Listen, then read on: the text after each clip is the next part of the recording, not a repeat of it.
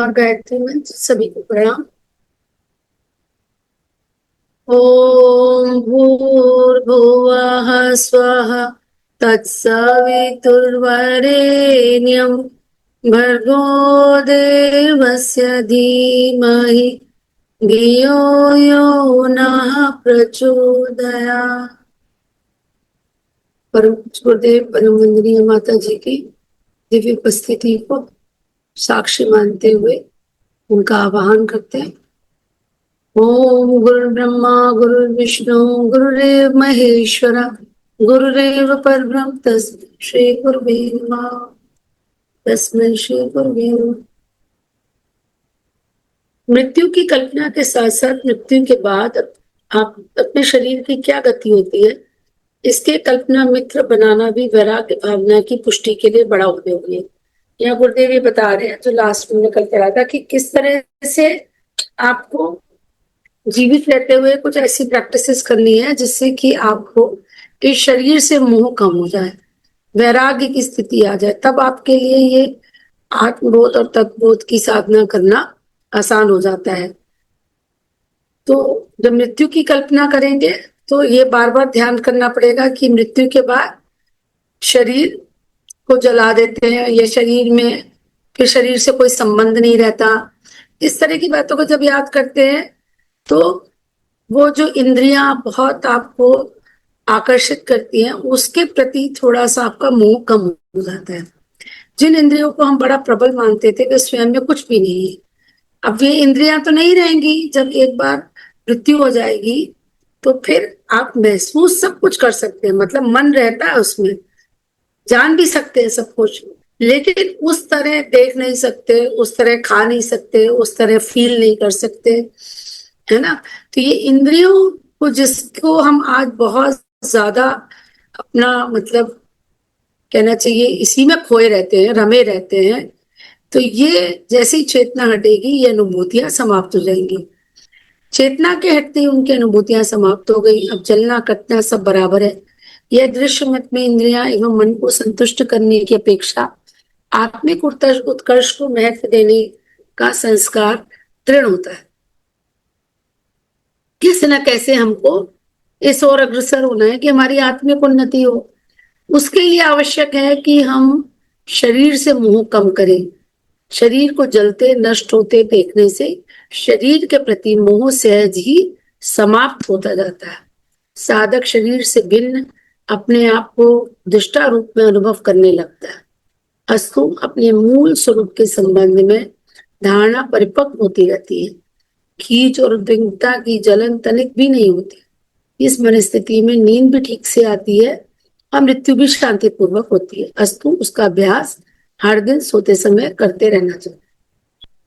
सामान्य मान्यता यह है कि नींद के समय मनुष्य अचेत रहता है, किंतु वास्तव में उस समय मस्तिष्क का केवल एक छोटा सा भाग ही विश्राम करता है। मस्तिष्क एवं शरीर की अगणित क्रियाएं जागृत अवस्था की तरह, जागृत अवस्था की ही तरह बल्कि उससे भी अधिक प्रखरता से चालू रहती है।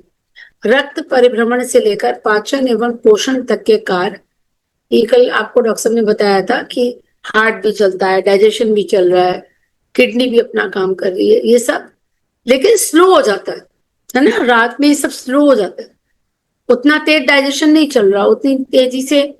लेकिन हार्ट अपनी गति से काम करता है। लेकिन जैसे हम बैठ रहे हैं, चल रहे हैं, बात कर रहे हैं, दौड़ रहे हैं, तो उसमें हार्ट को ज्यादा काम करना पड़ता है।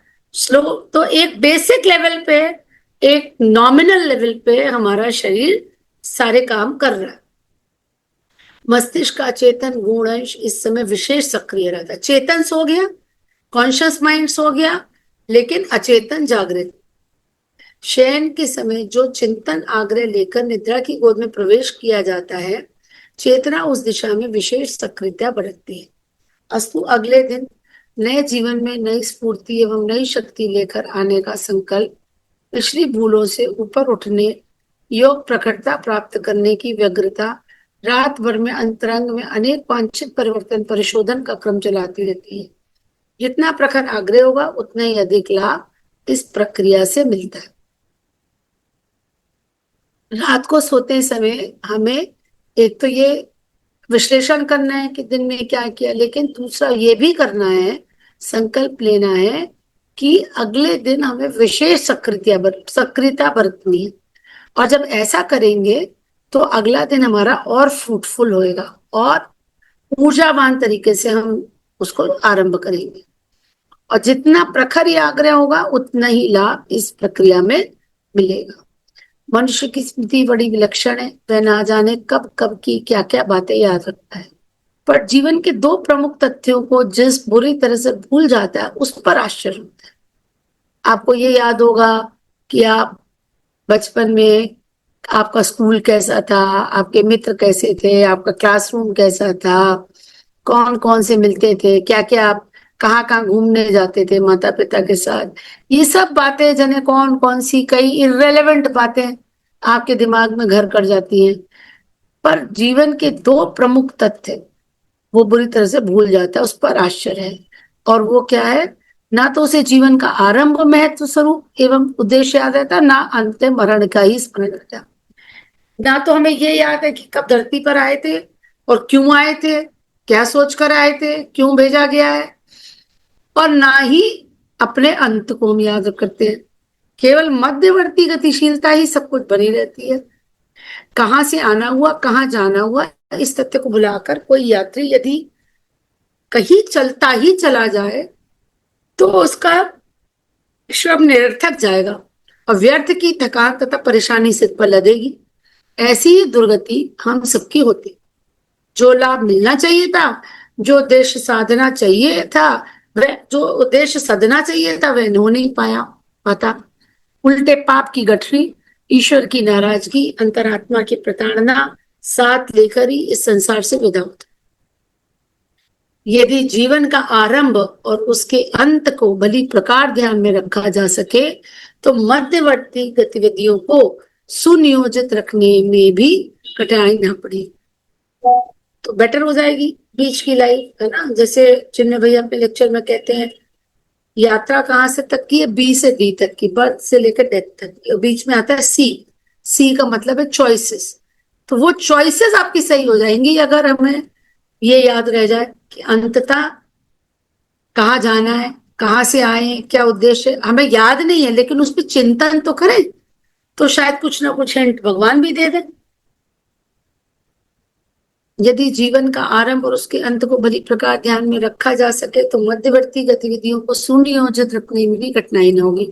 सुनियोजित रखने से अर्थ यहाँ गुरुदेव का है कि आप अननेसेसरली के फैलावे नहीं फैलाएंगे। फिर अननेसेसरली जो आप करते हैं ना कि आज हम ऐसा कर लें, बहुत सारे ख्याली पुलाव बनाते रहते हैं, बहुत सारी चीजों की योजनाएं बनाते रहते हैं और क्रियान्वित भी करते हैं उसको, ये नहीं कहेंगे, लेकिन जितना आवश्यक है उतना करेंगे। ऐसा नहीं है कि पूरा एक मकड़ी का जाल बना लिया, अब मकड़ी तो उसको खा लेती है लेकिन हम लोग उसको निगलने की स्थिति में नहीं रहते, अपने ही जाल में फंस गए। इसी उद्देश्य की पूर्ति के लिए प्रातः काल नए नए जन्म का आरंभ और सायकाल जीवन की पूर्णाहुति का दृश्य सामने प्रस्तुत रह सके तो विवेकशीलता हमें वहां ले पहुंचेगी जहां मनुष्य को धन्य बनने का अवसर प्राप्त होता है। योग और तप का तत्व ज्ञान। उपासनाओं में गायत्री साधना का स्थान सर्वोपरि माना जाता है। इसका एक कारण यह भी है कि वे अपने आप में समग्र सर्वांगपूर्ण है। अन्य उपासनाओं को मत संप्रदाय एवं परंपरागत मान्यताओं के कारण ख्याति भले ही मिल गई हो पर इसमें समग्रता के तत्व कम ही पाए जाते हैं। दूध तो अन्य पशुओं का भी उपयोगी ही होता है, पर गाय के दूध में लगभग वे सभी विशेषताएं पाई जाती है जो नारी के दूध में। इसलिए किसी पक्षपात के कारण नहीं, गुणों के कारण ही गौ दुग्ध को प्रमुखता दी जाती है। तो यही कंपैरिजन गुरुदेव गाय के दूध का और गायत्री उपासना का अन्य उपासनाओं के कंपैरिजन में उसकी सर्वश्रेष्ठता बताने का प्रयास कर रहे हैं। गायत्री उपासना के संबंध में भी यही बात है, इसलिए अन्य उपासनाओं में रुचि लेने वाले साधुओं तक के लिए शास्त्र का परामर्श, गुरुदेव अपना नहीं कह रहे हैं यहाँ पे, शास्त्र का परामर्श है कि गायत्री उपासना को तो अपनाएं ही, इसके अतिरिक्त वे अन्य देवोपासना भी कर सकते। तो ये उनके लिए जो अन्य उपासनाओं में समय देते हैं वो गायत्री उपासना को अवश्य अपनाएं। और गुरुदेव ने और भी जगह लिखा है कि जो भी आप उपासना क्रम कर रहे हैं, अगर उसमें 5 मिनट आप गायत्री उपासना को ऐड कर लेते हैं तो आपकी अन्य उपासनाओं के अधिक फलित होने की संभावना बढ़ जाती है। भूमि को जोतना तो हर हालत में आवश्यक है। इसके उपरांत बीज बोने में भिन्नता भी रखी जा सकती है। गायत्री उपासना को भूमि शोधन, आत्मशोधन का प्रथम प्रयोजन पूर्ण करने वाली माना गया है। धुलाई तो रंगने से पहले ही की जानी चाहिए। रंगते समय यह भी सोचा जा सकता है किस रंग से कपड़े रंगे, धुलाई के संदर्भ में कोई मतभेद नहीं, उसकी प्राथमिकता तो सदा ही बनी रहेगी। गायत्री उपासना को मन संस्थान की आरंभिक आवश्यकता पूर्ण करने वाली प्रक्रिया माना गया है। यही है उसकी समग्रता और सर्वांग पूर्णता का कारण। उपासना का बाह्य स्वरूप ऐसा है जिससे कभी कभी यह भ्रम होने लगता है कि यह किसी देवता से कुछ याचना करने के लिए गिड़गिड़ाहट जैसी कोई क्रिया है। साथ ही यह भी भ्रम होता है कि संभवतः देवताओं की मनोवृत्ति प्रशंसा और उपहार पाकर प्रसन्न हो जाने और बदले में उपासक को मनचाहा देने लगने जैसी होगी। ये दोनों ही मान्यता भ्रमपूर्ण है। तो ना तो कोई उपासना याचना की प्रक्रिया है और ना ही किसी उपासना से प्रसन्न होकर के देवी देवता आपकी मनोकामनाएं पूरी करते हैं। ये दोनों ही मान्यताएं भ्रमपूर्ण है। तथ्य यह है कि उपासना का उपचार व्यक्तित्व के अंतराल की गहरी परतों को प्रभावित करता है और भाव संस्थान में उत्कृष्ट तत्वों का आरोपण अभिवर्धन करते हुए साधक की आत्मसत्ता में प्रखरता भर देता है। यह प्रखरता ही मनुष्य की वास्तविक संपत्ति है। उसी के आधार पर व्यवहार में शालीनता और कुशलता बढ़ती है। ये तो कई बार हम बात कर चुके हैं ना कि गायत्री साधना क्या करती है, आपके अंदर की गंदगी को हटाती है, आपके दोष दुर्गुणों की सफाई करती है, आपको आत्मचिंतन करने के लिए प्रेरित करती है, आपको स्वार्थ से हटाकर परमार्थ में तत्पर करती है। तो ये जो भी हो रहा है, जब जो भी गंदगी हट रही है तो उसके अंदर क्या होगा, उसके अंदर नए नए अच्छी आदतें आएंगी, अच्छे गुण आएंगे।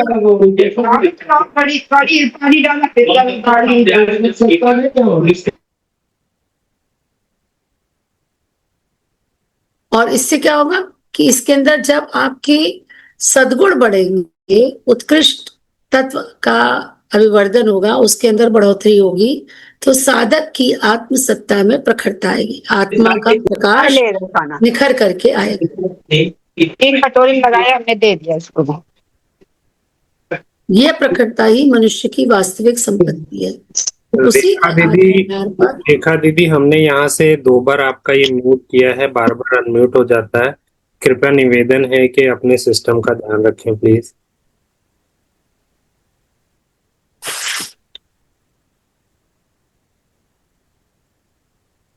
यह प्रखरता ही मनुष्य की वास्तविक संपत्ति है। उसी के आधार पर व्यवहार में शालीनता और कुशलता बढ़ती है। दूसरों की दृष्टि इसी प्रखरता की न्यूनाधिकता के आधार पर किसी का मूल्यांकन करती है। जो प्रखरता दिखती है उसी के आधार पर तो आपको, आपके व्यक्तित्व को आंका जाता है। उपासना किसी दूसरे की नहीं, वस्तुतः अपने ही अंतराल की करी जाती है। भीतर से संतुकता है तो बाहर उसका विस्तार सिद्ध रूप में परिलक्षित होता है। आत्म परिष्कार की तथ्यपूर्ण साधना ही उपासना के विभिन्न उपचारों के रूप में दृष्टिगोचर होती है। आत्म परिष्कार मतलब अपना रिफाइनमेंट, अपना प्योरिफिकेशन, स्वयं का। इस प्रयोजन को पूर्ण करने में अपेक्षाकृत अधिक समर्थता युक्त होने के कारण गायत्री विद्या को उपासना के क्षेत्र में सर्वोच्च स्थान दिया गया। तो आत्म परिष्कार करने से ही आगे आपकी आत्म उन्नति होगी और आत्म परिष्कार के लिए गायत्री साधना सर्वोपरि है, सबसे ज्यादा लाभदायक है। दैनिक संध्या वंदन तो आत्मोत्कर्ष का नित्य क्रम है।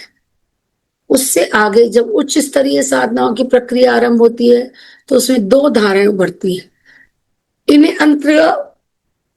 अंतराल के हिमालय से निकलने वाली गंगा यमुना कहा गया।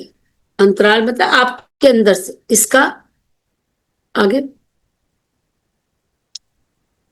इसका नाम है योग और तप। इसका समागम जिस बिंदु पर होता है वहां एक नई अव्यक्त एवं अविख्यात धारा सरस्वती के रूप में प्रकट होती है और तीर्थराज प्रयाग का महात्मा प्रत्यक्ष होने लगता है। बिजली के 2 तार मिलते ही चिंगारियां छूटने लगती हैं। 2 रंगों को मिलाने से तीसरा रंग बन जाता है। नर और नारी के सहयोग से बालक उत्पन्न होता है। 2 के मिलन से तीसरी बनने की बात रसायन शास्त्र के विद्यार्थी बड़ी प्रकार जानते हैं। कार्बन डाइऑक्साइड और ऑक्सीजन मिल गई तो क्या बन गया, है ना? ये सॉरी, मैं H2O की बात कर रही हूँ। तो हाइड्रोजन और ऑक्सीजन मिल गई तो क्या बन गया? पानी बन गया। हाइड्रोजन अलग है H2O और ऑक्सीजन अलग है ना? लेकिन 2 मिलकर के तीसरा रसायन बन गया। तो इसी तरह से गुरुदेव यहाँ पे 2 धाराओं की बात कर रहे हैं, एक है योग और एक है तप। और जब ये दोनों मिलते हैं तो एक तीसरी अविज्ञात धारा सरस्वती के रूप में प्रकट होती है। तो ये बात गुरुदेव ने साइंटिफिक रूप से बताई कि जहां पे बिजली के 2 तार मिलते हैं तो कितना एनर्जी उत्पन्न होती है कि चिंगारियां फूटने लगती हैं। इसी तरह से नर और नारी के सहयोग से बालक एक नया तीसरा ही व्यक्तित्व बन जाता है। तो ये कैसे हो रहा है ये गुरुदेव आगे बताएंगे कि योग और तप की दिव्य धाराओं का मिलन जहां भी हो रहा होगा वह सिद्धियों का अधिष्ठात्री आत्मशक्ति का नया उपहार उपलब्ध होगा। गायत्री साधना के द्वारा जिन आत्मिक विभूतियों और भौतिक सिद्धियों के उपलब्ध होने का महत्व बताया गया है उन्हें तत्वतः योग और तप से के मिलन से उत्पन्न विशिष्टताएं एवं सफलताएं ही कहा जा सकता है। योग और तप और योग के तप और क्रिया कृत्यों को देखने पर यो मोटी दृष्टि आमतौर से भ्रमग्रस्त होती है और उन्हें कोई जादुई खिलवाड़ जैसे कौतूहल वर्धक हरकत मान बैठती है। इन प्रयोजनों के लिए किए जाने वाले कृत्यों को ही सब कुछ समझ लिया जाता है और उन्हें ही सीखने सिखाने पर सारा ध्यान केंद्रित किया जाता है। तथ्य को न समझने वाले गहराई तक उतर नहीं पाते और ये जानने में असमर्थ रहते हैं कि योग और तप के नाम से प्रचलित क्रिया कृत्यों के पीछे तत्व दर्शन छिपा पड़ा है और उनकी चमत्कारी शक्ति का उद्गम स्रोत कहाँ है। उथले शारीरिक प्रयत्न ही साधना बनकर रह जाते हैं। फलता उनकी स्थिति प्राण रहित शरीर जैसे तेल रहित मोटर जैसी उपास्यास्पद बनकर रह जाती है। जो परिणाम कहे सुने गए थे वे न मिल पाने से उस क्षेत्र में प्रवेश करने वालों को निराशा ही हाथ लगती है। यहाँ गुरुदेव ये बताना चाह रहे हैं कि योग को सुपरफिशियल रूप में तो समझा गया है। एक मिनट इतना आगे मत जाइए, कभी कभी थोड़ा 2 लाइन पीछे की भी पढ़नी पड़ती है। तो इसके लिए क्या है कि आसन प्राणायाम का जो उसको गुरुदेव कह रहे हैं कि उसी को एक कर्तव्य मान लिया गया। मतलब योग में जो ऊपरी क्रियाकलाप है उसको इतना महत्व दे दिया गया कि उससे होने अंदर जो परिवर्तन हो रहा है वो पूरा निग्लेक्टेड है। तो इसीलिए इनके महत्व को उतने अच्छे से गहराई से नहीं समझा गया है। इनके द्वारा मतलब इनके लिए जो ऊपरी तामझाम है, जो ऊपरी क्रियाकलाप है उसको ही पूरा मतलब उसी को पूरा विषय मान लिया गया है। ऐसा है नहीं। तथ्य को ना समझने वाले गहराई तक उतर नहीं पाते और ये जानने में असमर्थ रहते कि योग और तप के नाम से प्रचलित क्रिया कृत्यों के पीछे तत्व दर्शन छिपा पड़ा है और उनकी चमत्कारी शक्ति का उद्गम स्रोत का है। उथले शारीरिक प्रयत्न ही साधना बनकर रह जाते हैं। फलता उनकी स्थिति प्राण रहित शरीर जैसी तेल रहित मोटर जैसी उपास्यास्पद बनकर रह जाती है। जो परिणाम कहे सुने गए थे वो न मिल पाने से उस क्षेत्र में प्रवेश करने वालों को निराशा ही हाथ लगती है। उनका उत्साह कुछ ही दिन में ठंडा पड़ जाता है। किंतु जो वास्तविकता समझते हैं और साधना विज्ञान को आत्म परिष्कार की सुनिश्चित पद्धति मानते हैं, वे अपने प्रयत्नों में अंतराल को प्रभावित और परिष्कृत करने का उपक्रम जोड़े रहते हैं। मतलब जो दोनों प्रक्रियाएं हैं, उसका अगर आंतरिक आपके अंतःकरण पे अंतर नहीं पड़ा, मतलब अंतःकरण की सफाई नहीं हुई, तब तक वो आप उसको गहराई से समझे नहीं। और अगर ऐसा हुआ तो आप समझ लीजिए कि आप सही राह पर हैं। उनका उत्साह कुछ ही हाँ, किंतु जो वास्तविकता समझते हैं और साधना विज्ञान को आत्म परिष्कार की सुनिश्चित पद्धति मानते हैं, वे अपने प्रयत्नों में अंतराल को प्रभावित और परिष्कृत करने का उपक्रम जोड़े रहते हैं। मतलब अंतःकरण में अंतर पड़ना चाहिए, ऊपरी जो क्रियाकलाप है उसका सारा प्रभाव अंतर में पड़े, वो हमको स्टडी करना है। ऐसी समग्र साधना प्राय निष्फल नहीं होती, नहीं देखी जाती। गायत्री उपासना के योग पक्ष में, अब ये योग वो योग नहीं जो पतंजलि योग की बात है, यहाँ पे गायत्री उपासना के योग पक्ष की बात कर रहे हैं गुरुदेव। और इसमें क्या क्या करना है? स्वाध्याय, मनन, चिंतन एवं ध्यान के आधार पर किए जाने वाले सभी उपचार सम्मिलित हैं, जो विचार तंत्र द्वारा किए जाते हैं और आस्थाओं को प्रभावित करते हैं। तप पक्ष में उन उन क्रियाकलापों की गणना होती है और जिसमें शरीर के विभिन्न अवयवों को अनभ्यस्त रीति रिवाज अपनाने के लिए अभ्यस्त कराया जाता है। इस प्रयत्न को तितिक्षा भी कहते हैं।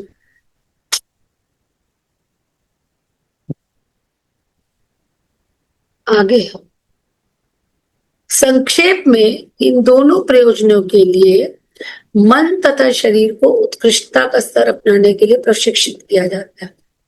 साधारण आनी की तरह मनुष्य का स्वभाव भी निम्नगामी रहता है।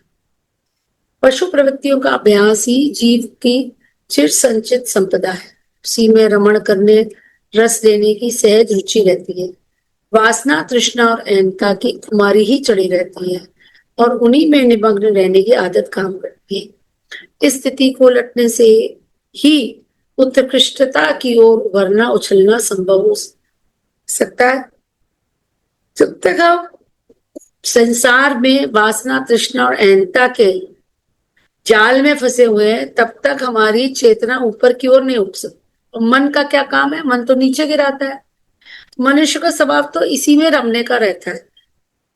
उसकी इच्छाएं कभी खत्म नहीं होती, उसकी तृष्णा कभी पूरी नहीं होती और उसका अहंकार तो इसी से बढ़ता रहता है। इस स्थिति को जब तक इसको हम पलटेंगे नहीं, जब तक इससे विपरीत नहीं जाएंगे, तब तक ऊपर उठना संभव नहीं है।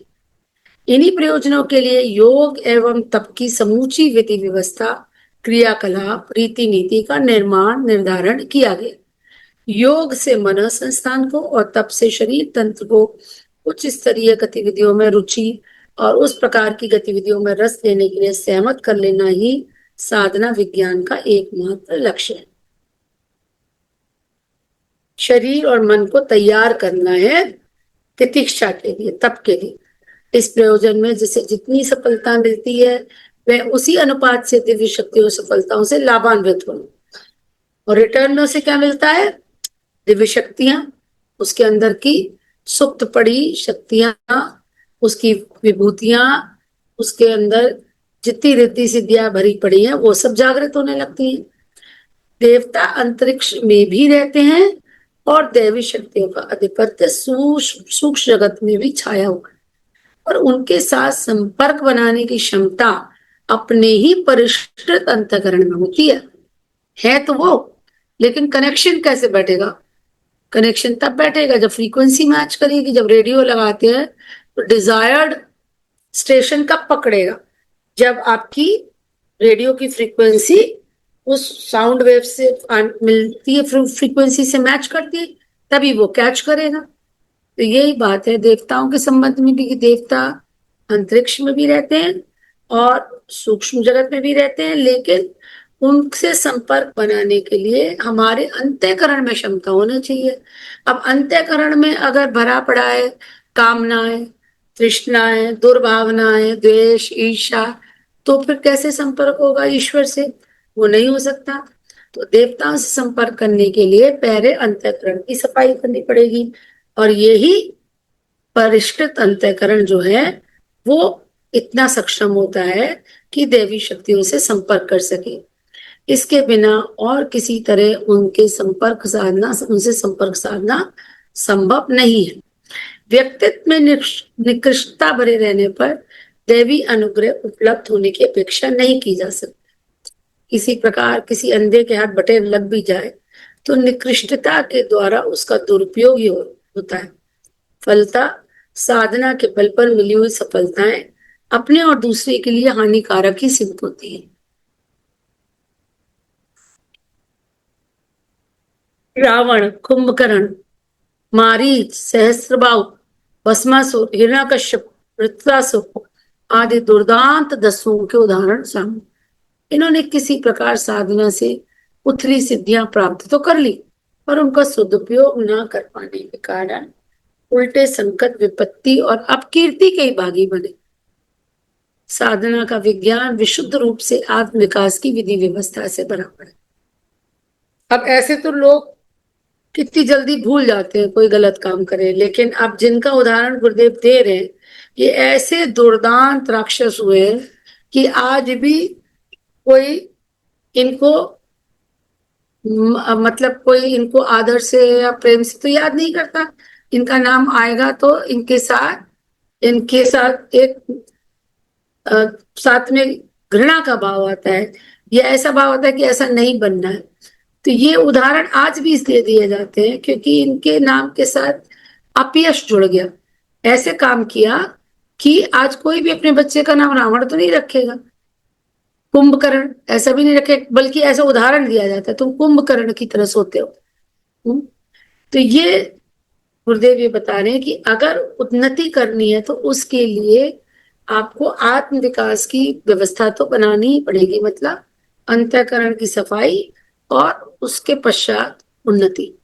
उपासना वृत्तासुर की क्या कथा है? वृत्तासुर कुछ वृत्तासुर की कथा तो मुझे नहीं मालूम, और जितने भी नाम मारने के लिए दधीची का हड्डियों का वज्र बनाया गया था। अच्छा,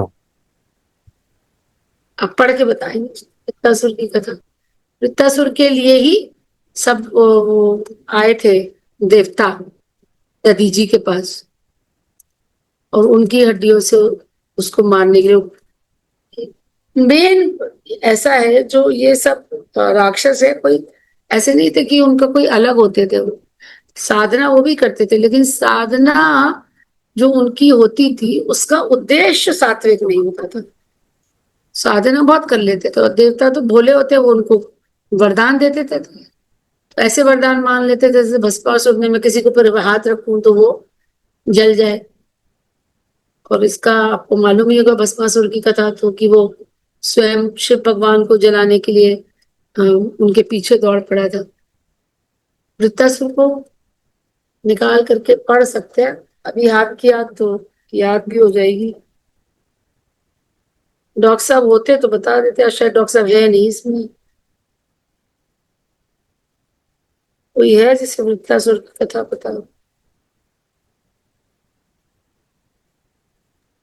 आज गोविंद बिहारी अंकल जी भी नहीं है। वृत्तासुर कौन था? पौराणिक ग्रंथों के अनुसार वृत्रासुर एक अत्यंत पराक्रमी असुर था, जो जन्म से राक्षस होने के बावजूद भगवान विष्णु का परम भक्त था। वह महर्षि त्वष्टा का पुत्र और देवताओं के गुरु विश्वरूप त्रिशरा का छोटा भाई था। इंद्र द्वारा अपने भाई विश्वरूप की हत्या कर दिए जाने के प्रतिशोध में महर्षि त्वष्टा ने यज्ञ किया, जिससे भयंकर वृत्रासुर प्रकट हुआ। उसका आकार इतना विशाल था कि उसने संपूर्ण आकाश को ढक लिया। वृत्त पड़ गया ना, इसका नाम वृत्त पड़ा, जिसका अर्थ ढकने वाला। उसके आकार से उसका नाम पड़ा था कि आकाश को ढक लिया। श्रीमद् भागवतम के अनुसार वृत्तासुर अपने पिछले जन्म में चित्रकेतु नाम का एक महान राजा था। माता पार्वती के शाप से उसे असुर योनि में जन्म लेना पड़ा था। असुर कल में जन्म लेने के बाद भी उसे पिछले जन्मों की आध्यात्मिक स्मृति थी। उसने 60,000 वर्षों तक कठोर तपस्या की थी। वृत्तासुर को वरदान था कि न तो सूखे हथियार से न ही गीले हथियार से उसका वध हो सकता है। तो देवराज इंद्र और वृत्तासुर के बीच भीषण युद्ध हुआ। अंत में इंद्र ने महर्षि दधीचि की हड्डियों से बने वज्र, जो ना सूखा था ना गीला था, से वृत्तासुर का वध किया। युद्ध में अपने प्राण त्याग कर वे परम धाम वैकुंठ को प्राप्त हुए। आज माता ये कारण पता चला कि महर्षि दधीचि जी की हड्डियां क्यों ली गई थी, मतलब किसी और वेपन से क्यों नहीं वो करा जाता, क्योंकि ये कंडीशन लग गई ना, गीला ना सूखा। जी, चलिए तो कल इसी यहीं से पढ़ेंगे। कल नहीं पढ़ मतलब मंडे को। ठीक है, सभी को प्रणाम, शुभ रात्रि, ओम शांति शांति शांति।